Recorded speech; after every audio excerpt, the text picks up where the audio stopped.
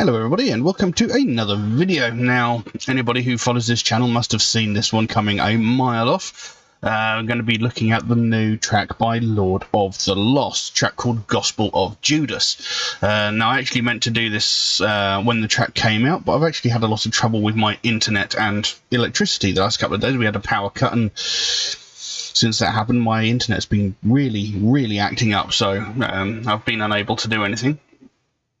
So anyway, yeah, we're going to be looking at the Gospel of Judas.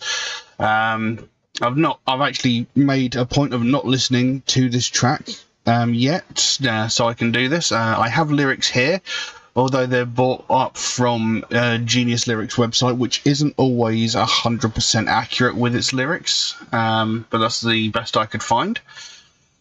So, yeah, we know pretty much what to expect from Lord of the Lost, although saying that, the first of the singles that came out from this Judas album was actually quite different to everything. So, you know, this could be an unusual one as well. So we'll jump into it and see what we get. So, Gospel of Judas by Lord of the Lost. Let's have a look.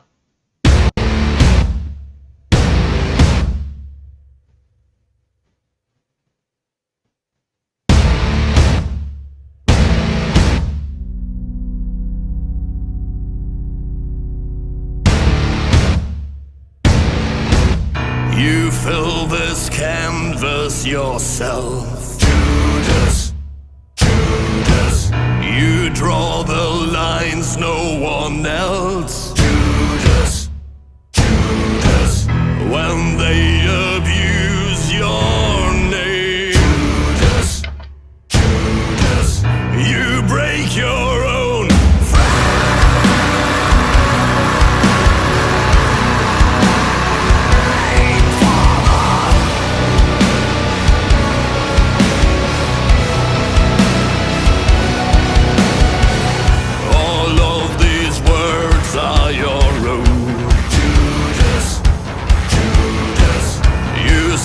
Your story in stone, Judas, Judas. But when your sculpture's defiled, Judas, Judas, you burn your own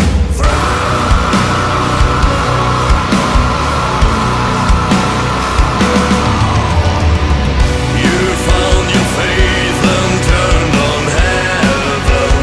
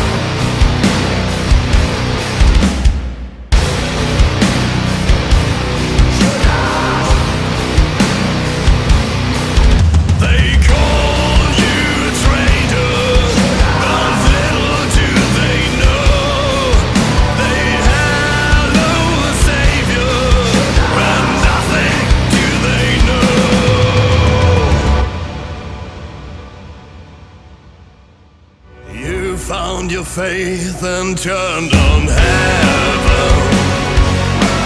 Your blame and shame are begun, Judas.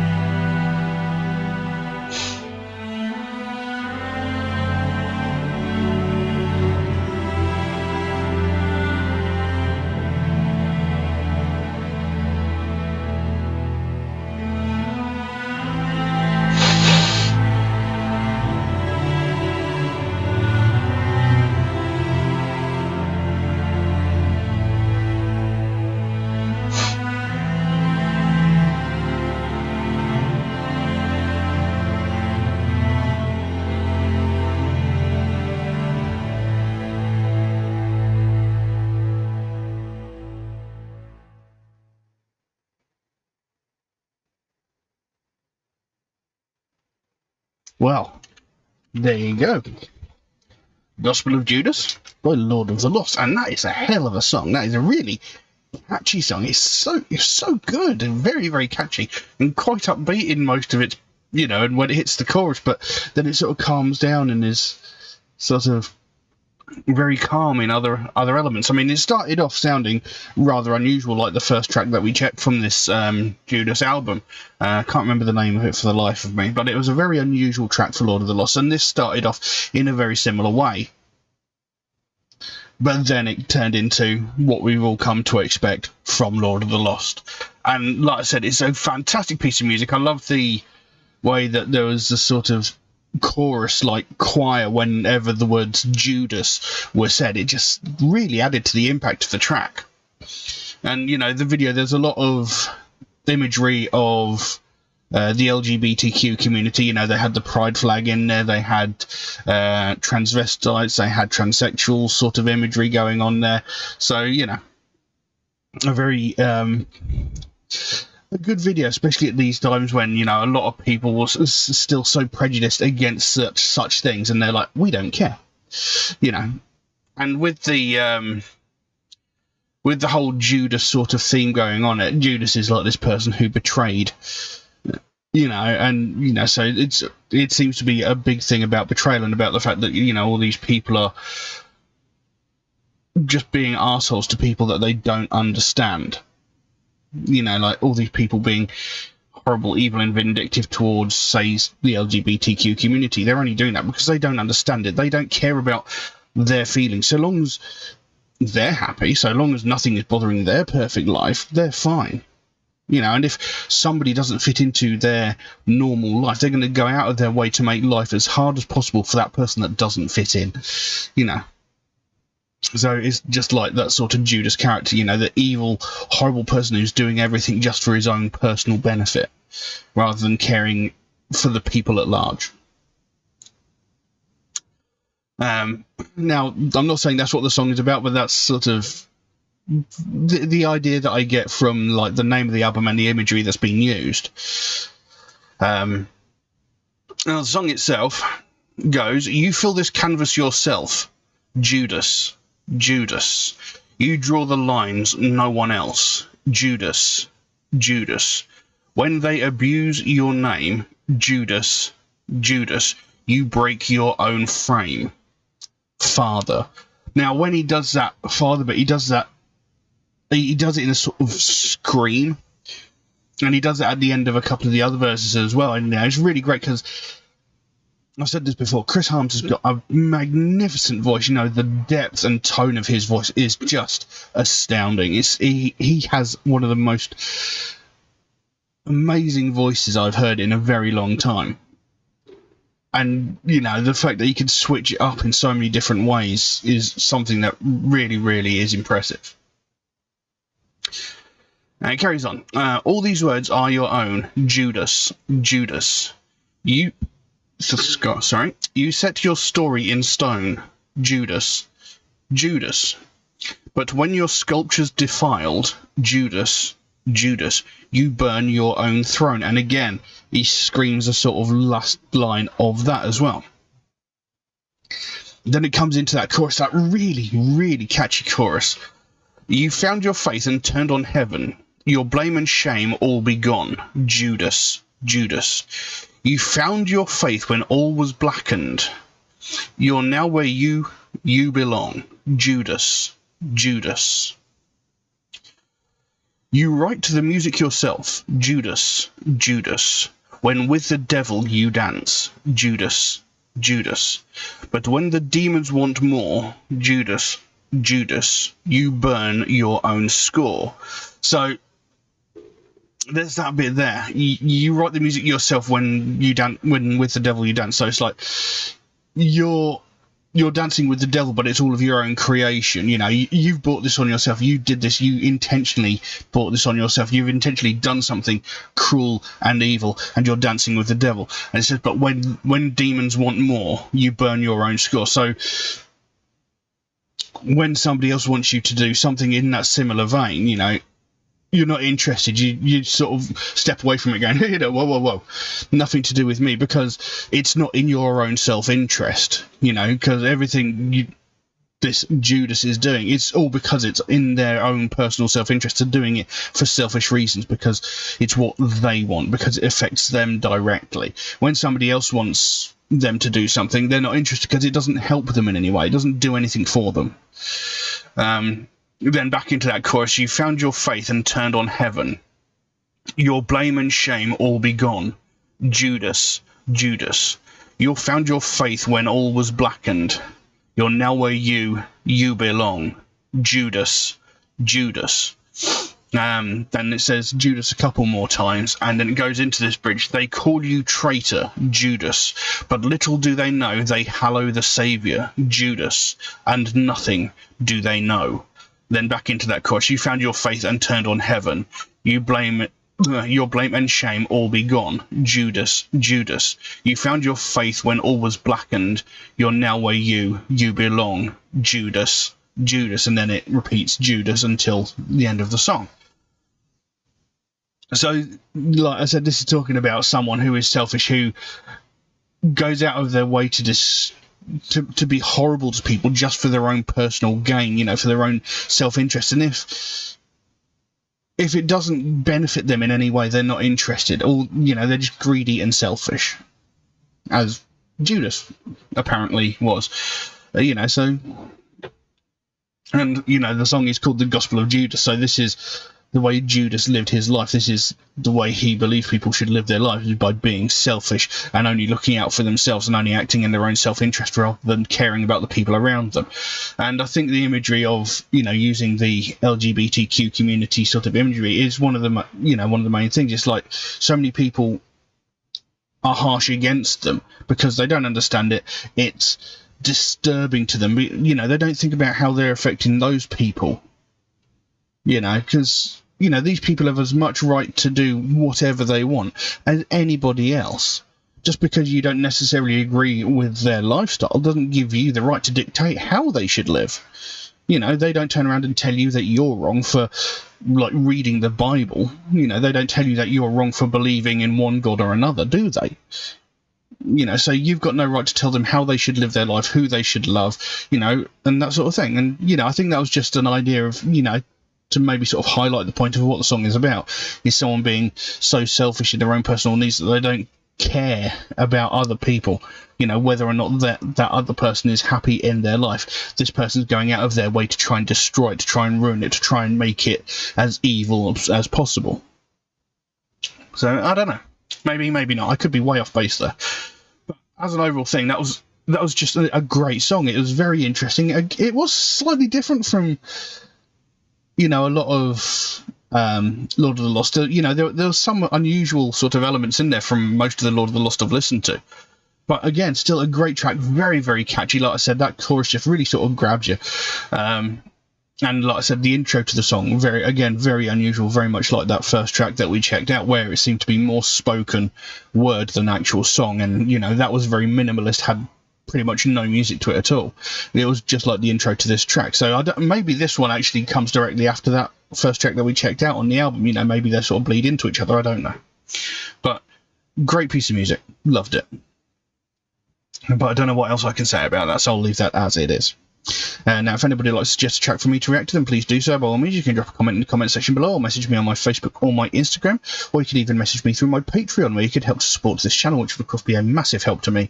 Because, you know, I make absolutely nothing from any of the content that I create on this channel. You know, everything gets immediately demonetized the moment it gets uploaded, because I'm using copyrighted material. And, you know, whilst I agree to a certain degree, you know, it's only fair that these bands and stuff get recognition for the fact that I'm using their material. The fact that they get all of it, I think, is a little unfair. But, you know, that's just the way it is. So, you know, if you'd like to help support the channel, that would be absolutely fantastic. There is an option in Patreon where you can get your suggestion jumped to the front of the queue if you should so desire it. There's a limit on how frequently you can do that, and that's just to be fair to other people who suggest tracks through, like, YouTube, Facebook, or Instagram comments. And if you do suggest a track through Facebook, YouTube, or Instagram comments, do know it could take me a while to get around to your suggestions, since I do get suggested so many new tracks every single day that my list grows faster than I can record the videos. But I do write down every suggestion I get, so it should get done eventually. It just might take me a while to get to it. Also, MetalHead Reacts is a proud supporter of the Sophie Lancaster Foundation, a British charity whose main goal is to put an end to hate crimes. And one of the main facets of that is hate crimes against people of the alternative community. And it's something I believe in very, very strongly. You know, something I've been through myself. It's something that many of my friends and family have been through, but it's something that is very widely ignored. People sort of brush it under the carpet and, you know, don't pay it any attention because it doesn't affect them directly. And this is something that needs to be changed, because every single day all around the world people from the alternative community are getting attacked just purely for the fact that they listen to alternative music and wearing alternative clothing. And, you know, we're not just talking about, you know, insults being shouted or getting maybe a shoulder bump as you walk down the street. We're talking about real violent crimes where people are getting brutally and viciously beaten. People are getting hospitalized, sometimes with broken limbs and sometimes even more life-threatening injuries, all over something so simple as their taste in music and clothing. But the thing is, when this happens, nothing ever gets said.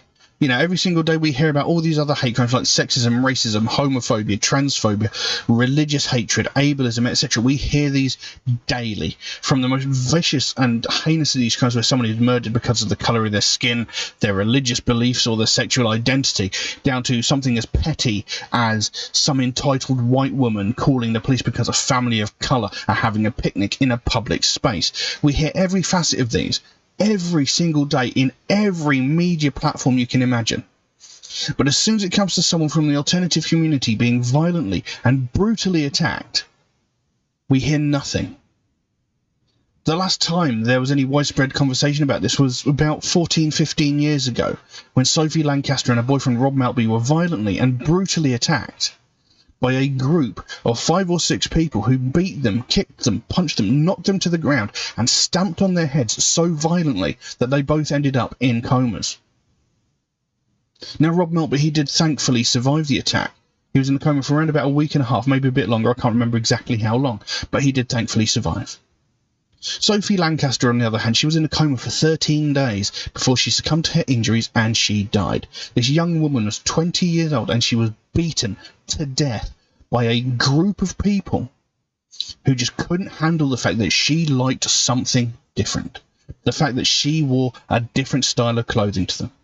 And that's all they went by. They didn't care about anything else. They didn't care about the fact that, you know, like several million people in the world, she is a big fan of Harry Potter.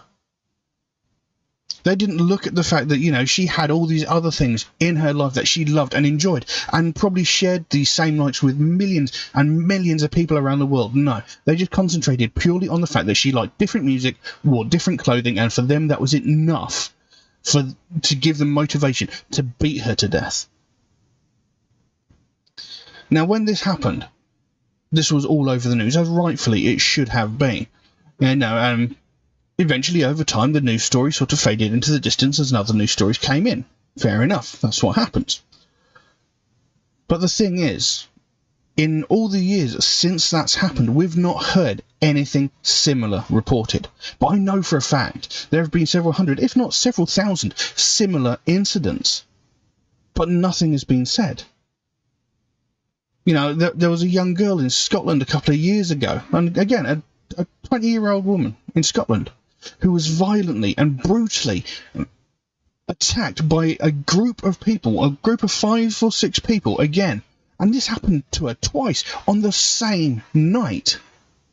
She was brutally and violently attacked twice on the same night by the same group of people.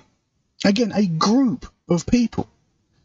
But this wasn't in the news. This wasn't all over Facebook. This wasn't all over the internet. This wasn't in the newspapers. This wasn't all over TV. Nothing was said. And the only reason I know about it is purely for the fact that a friend of mine told me about it, and that friend happened to be a friend of the person who was attacked. But nothing was said. Nobody cared. But I can guarantee you, if that had been a racially motivated attack, if that had been a homophobically based attack, if this had been a religious based attack, this would have been everywhere. Something would have been said, this would have been reported for weeks. But no. This attack was motivated purely out of hatred for the fact that she listened to alternative music and wore alternative clothing. Not a word. Unacceptable.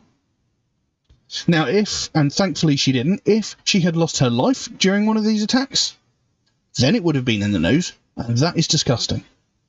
We should not have to wait for someone to lose their life before this sort of thing gets spoken about. We shouldn't have to wait for someone to die before something gets done.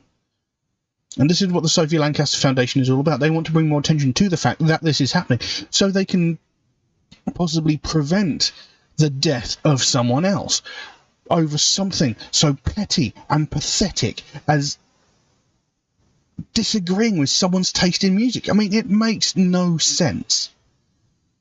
What music someone listens to has no impact on your life whatsoever, unless they're blaring it right in your face. It makes no impact on your life whatsoever, so why are you going to go and beat someone half to death just because you don't like it? It makes no sense. But it happens, and it's getting ignored, and it needs to stop. Because if we carry on ignoring it, it's only a matter of time before what happened to Sophie Lancaster happens again, and we cannot allow that to happen. So if you'd like to find out more about the Sophie Lancaster Foundation, there is a link to their website in the description below. You can go over there, find out what they're working on at the moment, find out what their overall goal is, because they can explain it a lot better than I can. And if you can help them out in any small way, obviously don't feel obligated to do so, but if you can help them out in any small way, whether it's a small donation through their website or something as simple as one of these Sophie wristbands, or maybe even that one from their web store. They've got a whole bunch of other really cool stuff over there.